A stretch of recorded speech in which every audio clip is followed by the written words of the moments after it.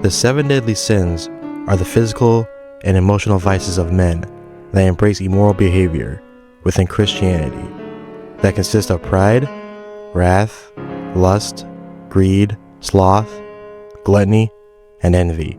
All these vices are represented in the Van der Linde gang's leader, Dutch Van der Linde.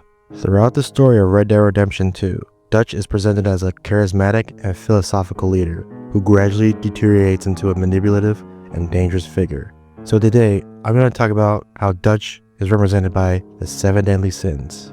Before we start, I want to give credit to the Villains Wiki for giving me this idea, as they have good examples for how Dutch is represented by the sins. So let's get into it with the first sin.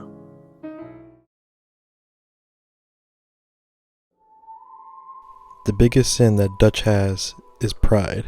Dutch's self-destructive ego causes many of the disasters that befall the gang, especially later in the story.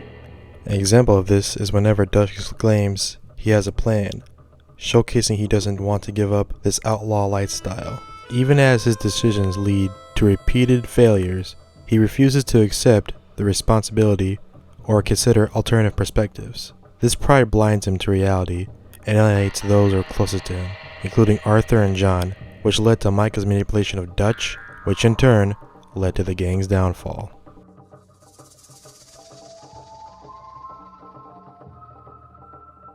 Dutch's second biggest sin is greed. Throughout the game, the main goal for Dutch is to find enough money so the gang can escape and be free. Dutch uses money as a tool to keep followers loyal, promising a luxurious escape that rarely arrives, which pushes the gang towards increasingly dangerous heists in the search of one last score.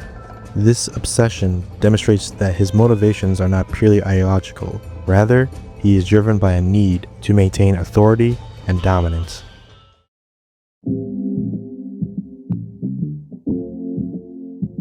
While the sin of lust is not a major influence on Dutch in the sense that he has romantic feelings for anybody, rather Dutch has a lust for power, and this power is leading him to control every aspect of the gang's choices and decisions. However, this desire for admiration ultimately reveals itself as self-serving, as he prioritizes his own legacy over the well-being of his followers, leading to John and later Arthur to criticize his later choices, which he doesn't take lightly.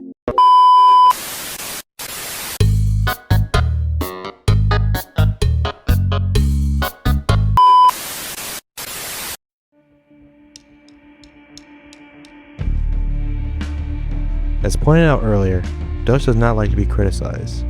As Dutch's control begins to slip, wrath becomes more prominent in his behavior. The way Dutch takes his anger out on others shows how irrational he can be. An example of this is when Dutch takes his anger out on Bronte, who he drowns and feeds his body to the alligators, and Cornwall, who he shoots for mocking him earlier in the story. To me, the biggest example of Dutch's wrath is his murder of the young woman Heidi McCord. The way Heidi McCord's death is talked about in both games shows how early the cracks are starting to form in Dutch. During the infamous ferry raid that happens off screen, Dutch kills Heidi pretty gruesomely, as Javier describes the situation as Dutch killing her in a bad way, but justifying it as a bad situation. It doesn't help with the fact that the only person that encouraged Dutch to do this was Micah, who was already a bad influence on Dutch and began to be a bigger influence on him later in the story. This shift marks a departure from his earlier calculated leadership and signals his psychological unraveling later in the story and the events of RDR1.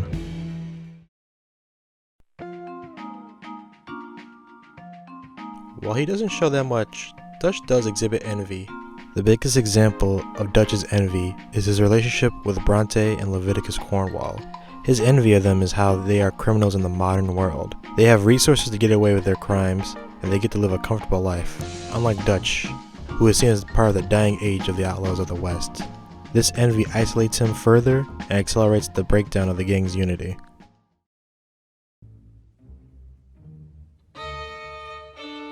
Dutch's gluttony is reflected in his inability to moderate his actions. Every time Dutch takes on a score, it gives the gang unwanted attention that they really don't need. This is also reflected in the appearance of his personal tent, which is far more comfortable and elegant compared to the others' tents. This overindulgence in chaos and ambition contributes to the gang's downfall, as it prevents any opportunity for stability or escape.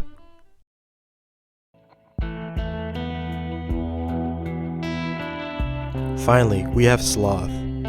Sloth is different than the others, as Dutch doesn't really portray himself in a lazy way. Rather, his actions in the later part of the game are lazy. Dutch refuses to change his ideals, as when Arthur begins to criticize his actions, Dutch begins to distance himself from him and begins to listen more to Micah, ignoring other gang members.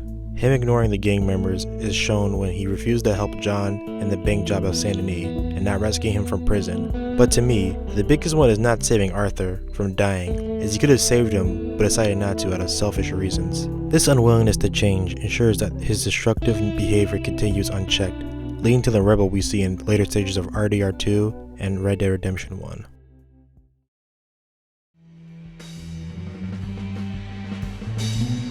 In the end, Dutch's sins consume him throughout the game. They have disastrous consequences not just for the gang, but for himself.